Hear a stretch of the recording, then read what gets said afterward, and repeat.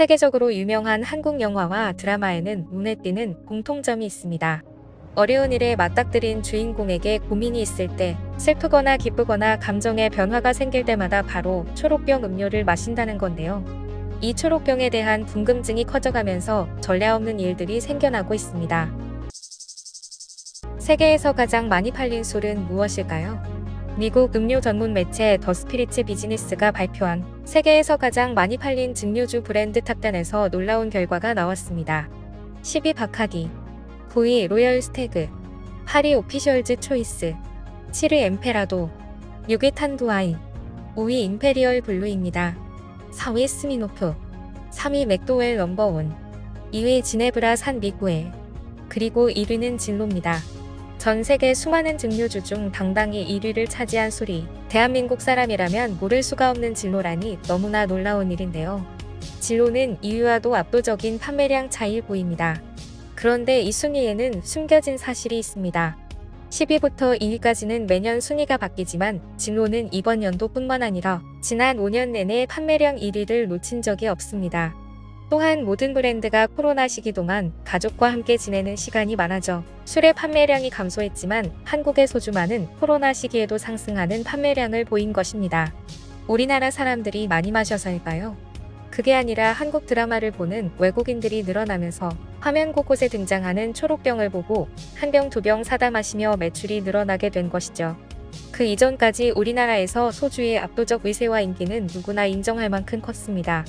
당연히 와인, 위스키, 보드카, 데킬라 등 도수가 강한 술이 즐비한 세계 주류 시장에서 한국의 소주는 외면당해온 것이 사실입니다. 하지만 외국인들이 소주의 맛을 알게 되며 상황은 바뀌기 시작했습니다. 초록병에 대한 호기심으로 맛본 소주는 와인과는 완전히 다른 한국 소주의 독소는 맛에 매료됐다고 하는데요. 그렇다면 한국인이 사랑하는 술, 소주가 외국인들의 마음을 사로잡게 된 매력은 무엇일까요? 유명 패션 잡지 마리끌레드 뷰티파트 편집장 테일러 글리는 팬데믹 기간 동안 K-드라마에 빠지며 소주 맛을 알게 된 대표적인 인플루언서입니다. 그녀는 한국의 소주를 좋아하게 되면서 팀 회식엔 무조건 한식집으로 향합니다. 그리고 팀 전원과 소주를 원샷하며 인증샷을 올리곤 하는데요. 매일 밤낮으로 소주를 원샷하는 인증샷을 자신의 SNS에 올리며 그녀의 소주 사랑이 지인들과 SNS 팔로워들, 구독자들에게 전해지면서 결국 잡지의 정식 기사로까지 실리게 됐습니다. 마리끌레르 미국판에 실린 소주를 마셔야만 하는 이유라는 기사를 보면 소주를 처음 접하게 된 미국인의 시선이 마치 술을 처음 마신 날의 경험처럼 재미있게 묘사되어 있는데요. 그녀가 왜 소주를 마시고 이 한국 술은 여러분의 카트 맨 앞에 놓일 자격이 있다고 말했는지 번역한 기사를 읽어드리겠습니다. 제가 소주를 처음 마셔본 것은 몇 년 전 뉴욕의 한식 바비큐 식당에서였습니다. 테이블이 아직 준비 중이라 데이트 상대와 저는 식당에 들어가자마자 신비로운 복숭아빛이 나는 과일 소주를 받게 됐습니다. 한 모금 마셨더니 고급 카프리선 같은 맛이 났습니다. 술맛이 세게 날 것이라 예상했지만 술맛이 전혀 나지 않았고 풍부하고 달콤한 과일 맛이 났습니다. 그래서 테이블에 앉기 전에 빠른 속도로 연속해서 10모금 이상을 마셨습니다.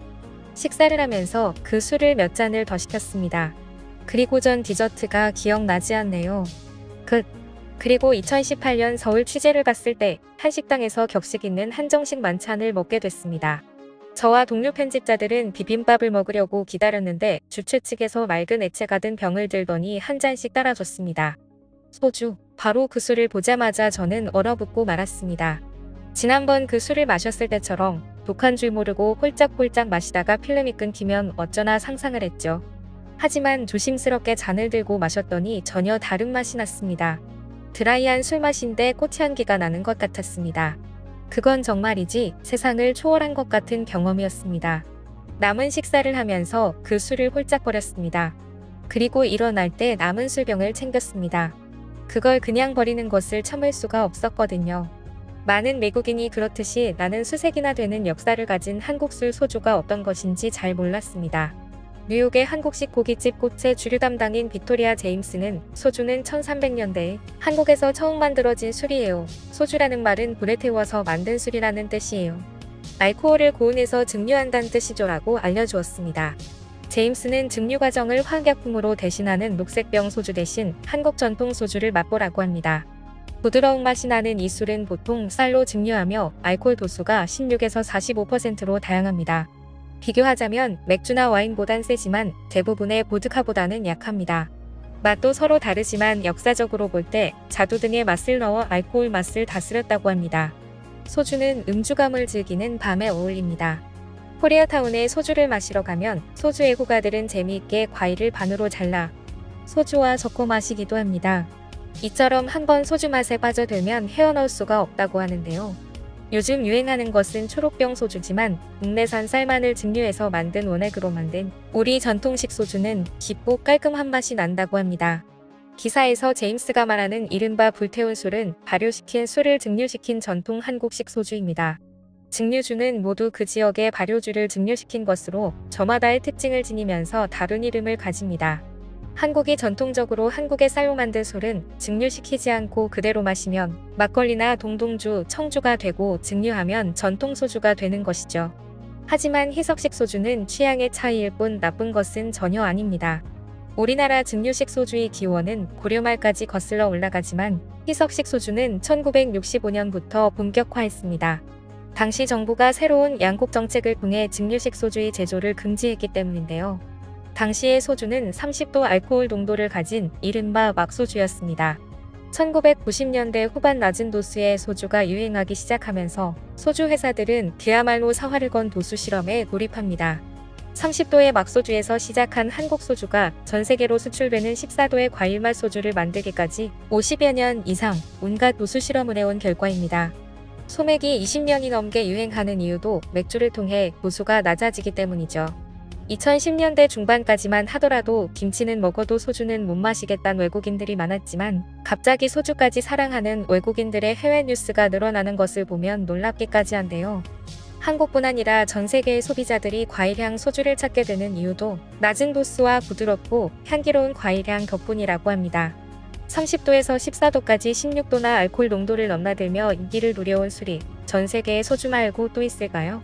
외국인들은 한국의 소주 문화에 신기해하면서도 부러워합니다. 무향 무취의 소주를 한식과 편하게 곁들여 먹을 때 음식 맛이 극대화되고 있다는 것을 알기 때문이죠.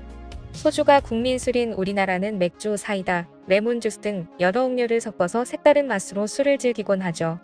그래서 외국인들이 우리나라 사람들을 보면 칵테일을 가장 좋아하는 민족이라고 부른다고 합니다. 이제는 소주를 따는 방식이나 소맥을 마는 방법, 술게임까지 한국 스타일로 변해가고 있는데요. 그리고 소주를 마셔본 외국인들은 한국의 재미있는 음주 문화와 한국인들이 함께 마시는 동지애가 좋다고 말합니다.